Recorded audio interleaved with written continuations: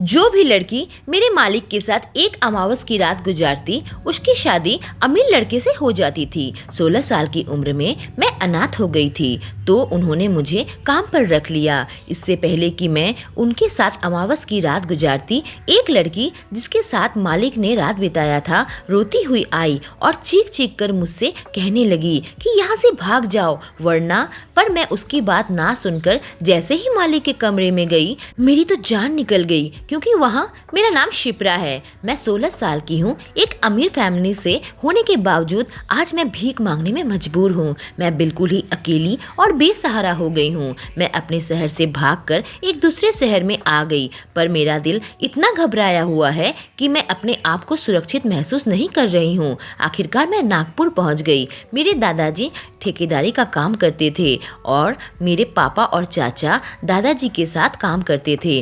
पर जब मैं 12 साल की हुई तो मेरे दादाजी की मौत हो गई। उसके बाद से ही पापा और चाचा के बीच में संपत्ति को लेकर रिश्ते में दरार पड़ गई। दोनों एक साथ कारोबार न चलाकर अलग अलग अपना कारोबार चलाने लगे और उनके बीच में दुश्मनी और मनमुटाव लगा रहता। एक दिन पापा अपने साथ एक 15 साल के लड़के को लेकर आए। जब मैं पापा से पूछा कि यह कौन है, तो उस वक्त मैं यह बात सुनकर बहुत हैरान हो गई। जब पापा ने कहा कि यह राजू है, अब से हमारे साथ ही रहेगा। न जाने पापा इस अनजान लड़के को हमारे साथ रहने के लिए क्यों लेकर आए थे और उसे मेरे स्कूल में ही डाल दिया था।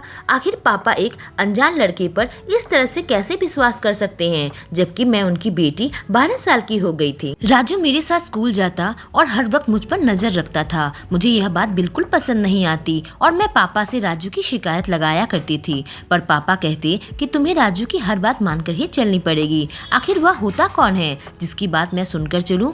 बचपन से ही मेरे मम्मी पापा मुझे लाड प्यार से पाला था, लेकिन राजू के आ जाते ही मुझे उससे जलन महसूस होती थी। ऐसे देखते देखते 4 साल और बीत गए। 2 दिन पहले मैं स्कूल से वापस आई तो घर के बाहर बहुत भीड़ इकट्ठी थी। मैं काफी घबरा गई कि आखिर मेरे घर के बाहर इतने लोग क्या कर रहे हैं। तभी मेरी नजर पुलिस पर पड़ी। राजू वहीं पर खड़ा था। मुझे आता देख वह मेरे पास आया और मुझे लेकर एक पेड़ के पीछे चला गया। हम दोनों वहाँ से घर पर चुपके से नजर बनाए थे। मुझे समझ नहीं आ रहा था कि आखिर हो क्या रहा है। पिछली रात जब मैं सो रही थी, अचानक ही किसी ने मेरा दरवाजा खटखटाया था। जब मैंने खोला तो राजू खड़ा था। मैं काफी घबरा गई थी, क्योंकि अब मैं बच्ची नहीं रही, 16 साल की हो चुकी हूँ। राजू 20 साल का जवान मर्द बन चुका है। रात को 12 बजे आखिर वह मेरे कमरे का दरवाजा क्यों खटखटा रहा था? मैंने पूछा कि क्या बात है राजू, पर उसके चेहरे पर मुझे काफी परेशानी नजर आई थी। ऐसा लग रहा था कि मानो काफी डरा हुआ है। उसने कहा था, तुम ठीक तो हो ना? रात को 12 बजे यह पूछने के लिए आखिर वह मेरा दरवाजा क्यों खटखटा रहा था? जब मैंने कहा कि मैं ठीक हूँ तो उसने कहा दरवाजा अच्छे से बंद करके सोना। अगर कोई भी दरवाजा खटखटाए तो दरवाजा मत खोलना। मुझे काफी डर लग रहा था कि आखिर रात को राजू डरा हुआ था और आज मेरे घर के बाहर इतनी भीड़ क्यों है। अभी 2 महीने पहले ही हमारे घर के बाहर बहुत भीड़ थी, क्योंकि मेरी दादी की मौत हो चुकी थी। दादाजी की मौत के बाद दादी ने ही दोनों बेटों को संभाल रखा था। मेरे पापा और चाचा जी के बीच में दुश्मनी के बावजूद दादी जी के कारण वह चुप रह जाते थे, लेकिन पिछले 2 महीने से जब दादी जी नहीं रही तो दोनों भाइयों की दुश्मनी काफी हद तक बढ़ चुकी थी। मैंने कहा, राजू बताओ इतनी भीड़ क्यों है और यहाँ पुलिस क्यों आई हुई है? राजू ने मुझसे कहा, तुम्हें यहाँ से भागना होगा। मैंने कहा, मैं अपने मम्मी पापा अपने परिवार को छोड़कर क्यों भागूंगी? तब उसने मुझे एक ऐसी बात कही कि मानो मेरे सिर पर आसमान टूट पड़ा।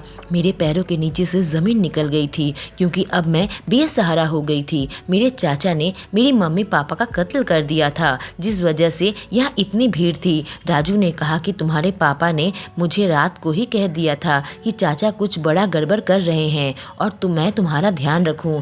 उन्हें शायद यही डर था कि तुम्हारे चाचा तुम तीनों को जान से मार दे। अब जब तुम उनकी वारिस जिंदा बची हुई हो, करोड़ों की संपत्ति को हासिल करने के लिए वह लोग तुम्हें भी मार देंगे। यह सुनते ही मैं बहुत डर गई। मैं बुरी तरीके से कांपने लगी थी। मुझे राजू की बातों पर यकीन था। मुझे राजू से जलन होती थी, पर वह मेरी हमेशा हिफाजत किया करता था और मेरे चाचा किस तरह के इंसान हैं वो मैं अच्छी तरह से जान चुकी हूँ। राजू ने कहा, तुम यहाँ से भाग जाओ, वरना जब तुम्हारे पापा को मार सकते हैं तो तुम क्या चीज हो? और उसके बाद मैं वहाँ से भाग गई। मुझे नहीं पता कि राजू का क्या हुआ होगा। राजू को पापा गाँव से लेकर आए थे। हमेशा ही तट पर रहता था। मेरी हिफाजत के लिए। राजू ने मुझे कुछ पैसे दिए थे। इन 2 दिनों में मेरे सारे पैसे खत्म हो चुके थे। मैं एक जींस टॉप पहने हुए हूँ। मुझे बहुत भूख लगी है तो नागपुर की मार्केट में मैं आसपास की दुकानदारों से खाने के लिए कुछ मांगने लगी। तभी वहाँ पर एक आदमी कुछ सामान खरीदने को आया। उसकी नज़र मुझ पर पड़ गई। वह मेरे पास आए और काफ़ी अजीब निगाहों से मुझे देखने लगे। मैं काफ़ी डर गई, कहीं मेरे चाचा ने इनको तो नहीं भेजा। उन्होंने कहा, शक्ल सूरत से तो तुम भिखारी नहीं लगती, तुम इन दुकानदारों से खाना क्यों मांग रही हो? मैंने कहा, मैं बेसहारा हो गई हूँ। मेरे माता पिता अब इस दुनिया में नहीं रहे और मेरे पास अब करने के लिए कोई काम भी नहीं है, तो मुझे समझ में नहीं आ रहा है कि मैं अपना गुजारा कैसे करूँ। यह कहते ही मुझे अंदर ही अंदर बहुत ज्यादा घबराहट और बेचैनी महसूस होने लगी। यह मेरे मुंह से क्या निकल गया? यह आदमी तो एक अनजान शख्स है। मुझे यह भी नहीं पता कि इन्हें मेरे चाचा ने भेजा है या नहीं। यह आदमी बदमाश भी तो हो सकता है, लेकिन मैं इतने बुरे हाल में थी और पिछले 2 दिनों से कुछ खाना नहीं खाया था और ना ही मैं कहीं ठीक से सो पाई थी। ऊपर से मैं इतनी ज़्यादा डरी हुई थी कि मैं बिना सोचे समझे एक अनजान आदमी पर भरोसा करने की गलती कर दी थी। इस आदमी ने कहा, तुम चाहो तो मेरे पास काम कर सकती हो। यह सुनकर तो मैं और ज़्यादा डर गई। उन्होंने मेरे डर को समझ लिया और कहा, डरने वाली कोई बात नहीं है, मेरे पास और 2 लड़कियां काम करती है। मेरा घर बहुत बड़ा है और उसे संभालने के लिए मुझे लोगों की ज़रूरत है। मैं सोच में पड़ गई क्योंकि मैंने काफ़ी दुकान में खाने का सामान मांग कर देख लिया। किसी ने भी मुझे खाने को कुछ भी नहीं दिया। ऐसे में भूखे प्यासे में मर जाऊंगी और रात में मैं बाहर सो भी नहीं पाऊंगी। मेरी हालत इतनी बुरी थी कि मैं उस आदमी पर भरोसा करके उसके साथ उसके घर पर चली आई। नागपुर शहर से थोड़ा बाहर उनका घर था।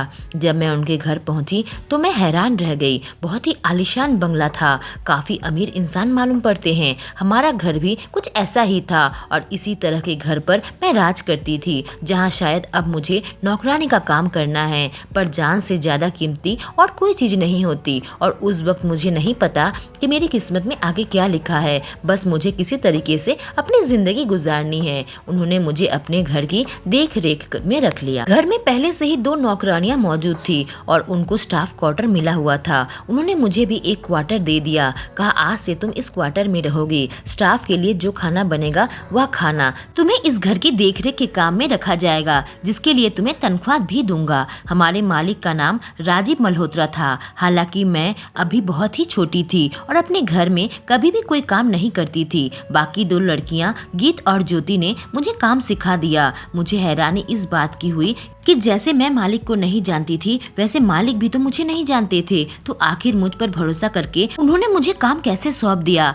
हो सकता है मेरे कपड़ों से उन्हें लगा हो कि मैं अच्छे घर की लड़की हूँ। जो भी हो, मैंने सोच लिया था कि मैं सावधानी के साथ रहूंगी। जब 2-3 महीना मेरे ऊपर कोई खतरा नहीं आया तो मैं निश्चिंत हो गई। बस मैं एक बात नोटिस की थी कि हर अमावस की रात मालिक के कमरे में एक कुंवारी लड़की रात गुजारा करती थी। मुझे समझ नहीं आता था कि मालिक क्या काम करते हैं। उन्हें काम के लिए एक कमरा बना हुआ था, पर उसके अंदर मुझे घुसने की इजाजत नहीं थी। बस गीत उस कमरे की साफ सफाई किया करती थी। जब मैं उससे पूछती कि मालिक क्या काम करते हैं तो कुछ भी नहीं बताती थी। बस कहती थी, मुझे नहीं मालूम, उसे कुछ न कुछ तो जरूर पता होगा, क्योंकि वह उनके काम करने वाले कमरे की सफाई करती थी। आखिर हमें उस कमरे में घुसने की इजाजत क्यों नहीं है? इन 3 महीने के दौरान मुझे मालिक काफी रहस्यमय इंसान लगे। आखिर अमावस की रात अलग अलग कुंवारी लड़कियां उनके कमरे में क्या करती है? कभी कभी तो मुझे काफी डर लगता था। एक दिन मैं सामान लाने बाजार गई हुई थी। सामान लाने का काम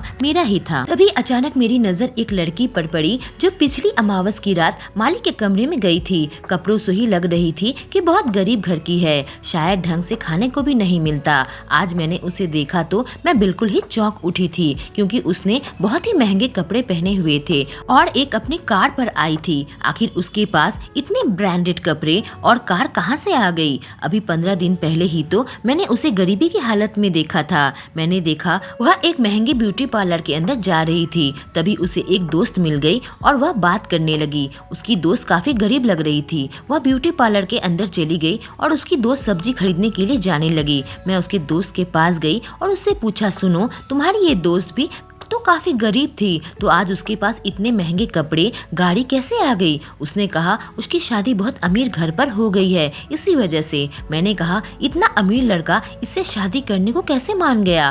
फिर उसने एक ऐसी बात कही जिसे सुनकर तो मुझे यकीन ही नहीं हो रहा था। कहा तुम्हारे मालिक जिस भी कुंवारी लड़की के साथ अमावस की रात गुजारते हैं, उस लड़की की अमीर घर में शादी हो जाती है और वह गरीबी से हमेशा के लिए बाहर आ जाती है। ऐसे ही हजारों लड़कियां उनके साथ एक रात गुजारने को तरसती है और हर महीने में 2 ही लड़की को ऐसा मौका मिल पाता है। मैं भी तो कब से यही चाहती हूँ, एक अमीर लड़का मुझसे शादी कर ले और मैं इस गरीबी से छुटकारा पाऊँ। मुझे मौका ही नहीं मिला। यह सब सुनकर तो मैं बिल्कुल ही गहरे ख्यालों में डूब गई थी। मैं अपना सामान लेकर घर वापस आने लगी। मैं एक अमीर घर की लड़की हूँ, भले ही आज मैं अपने चाचा के डर से घर से भाग गई हूँ। ऐसा कैसे संभव है? साइंस के हिसाब से तो ऐसा कुछ हो नहीं सकता कि कोई इंसान किसी लड़की के साथ रात गुजारे और उसकी शादी एक अमीर घर में हो जाए। मुझे अपने मालिक पर शक होने लगा था। कहीं ऐसा ना हो कि एक मुसीबत से बचने के लिए मैं दूसरी मुसीबत में पड़ जाऊं। घर जाकर मैंने अपना सारा काम निपटाया। फिर मैं, गीत और ज्योति बैठे हुए थे, लेकिन मेरे चेहरे में परेशानी को देखकर उन दोनों ने पूछा, सुबह से तुम परेशान क्यों हो? क्या बात है? मुझे समझ नहीं आ रहा था कि मैं इन दोनों को बताऊं या नहीं कि मैंने बाजार में आज क्या सुन लिया। जब मैं उन दोनों को अपने दिल की बात बताई तो दोनों ही हैरत में पड़ चुकी थी। भले ही सालों से वह यहाँ काम करती हो, पर उन्हें यह बात मालूम नहीं थी क्योंकि वह दोनों लड़कियां भी बेसहारा थी और इस काम के भरोसे ही उनकी जिंदगी चल रही थी। इसी वजह से ये लड़कियां मालिक की निजी मामलों में दखल नहीं देती थी। जब मैं गीत से पूछी कि गीत, मालिक के काम वाले कमरे में तुमको भी कुछ ऐसी वैसी चीज नजर आई है क्या? तो उसने कहा कि मैं तो सर झुका के उस कमरे में झाड़ू पोछा करती हूँ क्योंकि उनके कमरे में सीसीटीवी कैमरा लगा हुआ है।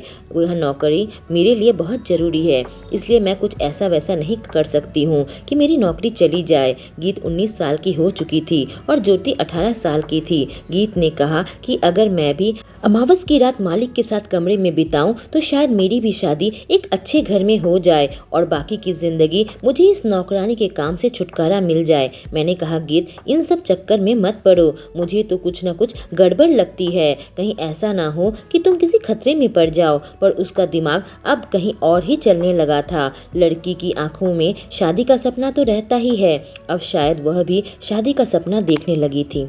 ऐसे ही एक एक लड़कियां उनके पास अमावस की रात में आती और उसके बाद उन लड़कियों की शादी अमीर घर में हो जाती थी। देखते देखते 1 साल बीत गया था और गीत का तो नंबर ही नहीं आया था। अब गीत 20 साल की हो चुकी थी। एक दिन काम खत्म करने के बाद गीत हमारे पास आई और कही, तुम दोनों को बहुत मिस करूंगी। हम दोनों ने कहा, यह मिस वाली बात कहाँ से आ गई? तुम काम छोड़कर जा रही हो क्या? उसने कहा, अब कुछ ही दिनों बाद मेरी शादी हो जाएगी। मैंने कहा, तुम्हारी शादी किससे हो जाएगी? किसी ने शादी के लिए प्रपोज किया है क्या? उसने कहा, इस अमावस की रात मैं मालिक के साथ बिताने वाली हूँ। आखिरकार मेरा नंबर आ ही गया और उसके बाद मेरी एक अमीर लड़के से शादी हो जाएगी। उसकी बात सुनकर तो मुझे यकीन ही नहीं हो रहा था। 1 साल पहले की बात अब तक वह याद रखी। हमें पता है कि हर अमावस की रात कोई न कोई लड़की मालिक के साथ बिताती है, लेकिन मैं यह मानने को तैयार नहीं कि मालिक के पास कोई खास पावर है। मैंने गीत को समझाया, देखो इन सब बातों पर यकीन मत करो।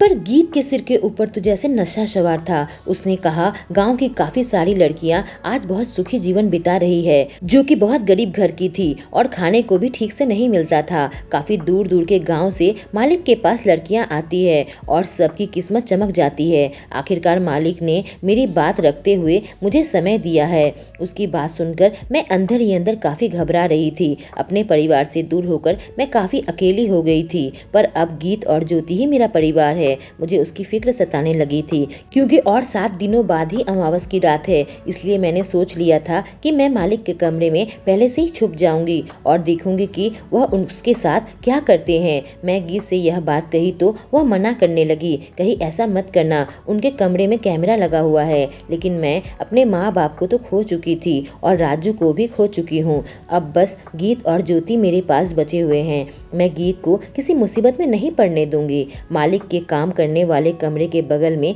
एक और कमरा था और उसमें एक बड़ी सी खिड़की थी। मैंने सोच लिया था कि मैं उस बगल वाले कमरे में ही रहकर चुपके से देखूंगी, क्योंकि मालिक के कमरे में कैमरा है तो मैं पकड़ी जाऊंगी और मेरा काम चला जाएगा। मैंने सारी तैयारी पहले से ही कर रखी थी और उस खिड़की में एक छोटी सी छेद बना रखी थी जहां से मैं देख सकती थी कि कमरे के अंदर क्या हो रहा है। आज अमावस की रात है, मेरा दिल काफी जोरों से धड़क रहा है। गीत अपना सबसे प्यारा सा सलवार सूट पहन के मालिक के कमरे के अंदर घुस गई और मैं अपने काम पर लग गई। मैं पूरी रात वहीं पर बैठी रही और उस कमरे का नजारा देखकर मैं रात भर कांपती रही। अब मैं जवान हो गई थी और वहाँ जो कुछ भी हो रहा था यह देखकर तो मेरी सांसें बहुत तेज हो चुकी थी। मेरा दिल बहुत तेजी से धड़क रहा था। अब मेरा भी मन करने लगा था कि मैं भी मालिक के साथ उस कमरे में जाऊं ताकि मेरी भी ज़रूरत पूरी हो जाए और मेरी भी अच्छी शादी हो जाए। अब मैंने सोच लिया था कि मैं भी मालिक के पास जाऊंगी और आत्मसमर्पण कर दूंगी, क्योंकि मुझे भी वही चाहिए था। गीत का चेहरा बिल्कुल खिल उठा था और उसके चेहरे में एक अलग ही चमक नजर आ रही थी। मुझे यह देखना था कि इससे उसकी शादी कैसे हो पाती है। अगले ही दिन मालिक ने गीत की शादी करवा दी थी और एक बड़ी कार में बैठकर वह अपने ससुराल चली गई थी। गीत के जाने के बाद मालिक ने उसके कमरे की साफ सफाई की जिम्मेदारी मुझे दे दी थी और जब भी मैं उस कमरे में जाती तो मुझे उस रात की यादें आने लगती जब मैं गीत और मालिक को एक साथ देखा था। मैं अमीर थी पर आज मेरे चाचा की वजह से मेरा यह बुरा हाल हो गया था, इसलिए मैंने फैसला कर लिया था कि मैं भी अब एक अमीरी की ज़िंदगी बिताऊंगी, भले ही उसके लिए मुझे एक अजनबी अमीर लड़के से शादी क्यों न करनी पड़ जाए। अब मैं 17 साल की हो गई थी और जवानी की दहलीज पर खड़ी थी। शायद यही सपना ज्योति भी देख रही थी। गीत के जाने के बाद मेरा और ज्योति का काम और बढ़ गया था। मौका देखकर ज्योति ने भी अपने दिल की बात मालिक से कह दी थी, पर अब तक मैं खामोश थी। मालिक का राज जो कि मैं अब जान चुकी थी वह मैं अपने दिल पर दबा रखी थी। आखिरकार एक दिन मालिक अपने कमरे में थे तो मैं उनके पास गई और उनसे कहा, मालिक मुझे आपसे ज़रूरी बात करनी है। मालिक ने कहा, तुम्हें भी गीत और ज्योति की तरह अमीर बनने का मन है क्या? मैंने कहा, मालिक मैं अमीर घर से ही हूँ और मेरे नाम पर करोड़ों की जायदाद है, पर उन सब को छोड़कर मैं भागने के लिए मजबूर हो गई थी क्योंकि मेरे चाचा ने मेरे मम्मी पापा का कत्ल कर दिया था और मैं न भागती तो मेरा भी कत्ल कर देते। जिस तरह के माहौल में मैं बड़ी हुई हूँ मुझे अमीरी से नफरत है, क्योंकि मैं हमेशा ही अपने पापा और चाचा को लड़ते हुए देखा था। पर कब तक मैं यूं नौकरानी का काम करूंगी? एक दिन तो मुझे अपनी लाइफ में सेटल होना है। यही वजह है कि मैं भी चाहती हूँ कि मेरी भी शादी अच्छे घर में हो जाए। उसके लिए मुझे जो भी करना पड़ेगा मैं करूंगी। मालिक ने कहा, तुम्हें उसके लिए इंतजार करना पड़ेगा। ऐसे भी तुम 17 साल की हो। जब तक तुम्हारे 18 साल न हो जाते तब तक तुम्हें इंतजार करो। 18 साल होने तक मैं वहीं पर रही और मालिक का दिल हमेशा जीतने की कोशिश करने लगी। मुझे उस कमरे की सच्चाई जब मालूम पड़ चुकी थी तो मुझे पता था कि किस तरीके से मेरा नंबर पहले आ सकता था। ज्योति भी इस उम्मीद में थी पर उसका नंबर नहीं आया था। हर अमावस की रात कोई न कोई लड़की उनके साथ रात गुजारा करती थी और सुबह उसकी शादी अच्छे घर में हो जाती थी। जैसे ही मेरा 18 साल पूरा हुआ तो मैं भी सुनहरी सपने में खो चुकी थी। मालिक ने कहा, तुम्हारा नंबर अब जल्दी आएगा। उन्होंने कहा कि तुम अगली अमावस की रात मेरे कमरे में आ जाना। जब मैं यह बात ज्योति से कही तो उसका चेहरा मुरझा गया। मैंने कहा, ज्योति तुम फिक्र मत करो, मैं तुमसे वादा करती हूँ कि मेरी शादी जैसे ही अमीर घर में हो जाएगी मैं तुम्हें अपने घर बुला लूंगी और तुम्हारी शादी भी धूमधाम से करवा दूंगी। ज्योति ने कहा, गीत और मैं भी तो इतने साल साथ में बिताए थे, पर शादी के बाद उसने मुड़कर भी हमारी ओर नहीं देखा। मैंने कहा, मैं गीत जैसी नहीं हूँ, मैं तुमसे वादा किया है तो मैं वादा जरूर निभाऊंगी। अमावस के दिन मैं काफी खुश थी। मैंने अपनी तनख्वाह से एक अच्छा सा कपड़ा भी खरीद लिया था, क्योंकि मालिक के कमरे का सच मुझे पहले से ही जानती थी। मुझे पता था कि आज रात क्या होने वाला है। साथ ही यह भी पता था कि इसके बाद मेरी जिंदगी हमेशा के लिए बदलने वाली है। मैं यही सोच रही थी कि न जाने मेरी शादी किसके साथ होगी। मालिक घर पर नहीं थे और मैं उनके आने का इंतजार कर रही थी। अमावस के दिन वह घर पर नहीं रहते थे क्योंकि वह लड़कियों की शादी की तैयारी में रहते थे। तभी किसी ने दरवाजा खटखटाया। मुझे लगा शायद मालिक होंगे और मेरी शादी की तैयारी कर चुके होंगे। मैं दौड़ती हुई खुशी खुशी दरवाजा खोला तो मेरे पैरों तले से जमीन निकल गई। सामने जो लड़की खड़ी थी उसे देखकर मेरी आंखें फटी की फटी रह गई। मैंने कहा, गीत तुम यहाँ क्या कर रही हो? ऐसे हाल में क्यों हो? गीत सर से पांव तक खूबसूरत लग रही थी। उसने काफ़ी मॉडर्न कपड़े पहन रखे थे, उसके साथ हल्की सी ज्वेलरी भी थी। उसे तो अपने हुस्न और रंग रूप पर गर्व होना चाहिए था, पर उसकी आंखों में आंसू था। वह काफ़ी जोर जोर से रो रही थी। मैंने उसे घर के अंदर बुलाया और कहा, क्या हो गया है कि तुम इतनी रो रही हो? ज्योति भी वहाँ पर आ गई थी और ज्योति भी रोने लगी और कहने लगी, गीत जिस तरीके से तुम मुझे छोड़कर चली गई हो, अब सिप्रा भी मुझे छोड़कर जा रही है। कल उसकी शादी हो जाएगी। आज अमावस की रात है और मालिक उसे अपने कमरे में बुलाए हैं। पर यह बात सुनकर वो काफ़ी डर गई और घबराने लगी। उसने कहा, ऐसी गलती मत करो शिप्रा, तुम उस कमरे में मत जाना। तुम्हें पता नहीं है कि तुम्हारे साथ क्या होने वाला है। मैंने कहा, उस रात चुपके से मैं तुम्हें और मालिक को देख लिया था और अब मैं सब जानकर ही उसके कमरे में जा रही हूँ ताकि मेरी भी अच्छी शादी हो जाए और मैं यहाँ से बाहर निकल सकूँ। अभी हमें मालिक की गाड़ी की आवाज़ आई। गीत तुरंत उठकर खड़ी हो गई और कही, मुझे यहाँ से जाना होगा। वह घर के पिछले दरवाजे से भागने लगी और कही, मालिक की नज़र मुझ पर नहीं पड़नी चाहिए। जब मालिक ने उसकी इतनी अच्छी शादी करवा दी, वह भाग क्यों रही थी? पड़ जाते वक्त वह कहने लगी, शिप्रा यहाँ से भाग जाओ वरना, शिप्रा यहाँ से भाग जाओ वरना। यह बात पूरी नहीं की और वहाँ से दौड़ती हुई पागलों की तरफ भाग गई। के चेहरे पर दर्द और घबराहट देखकर तो मानो मेरी रूह कांप उठी।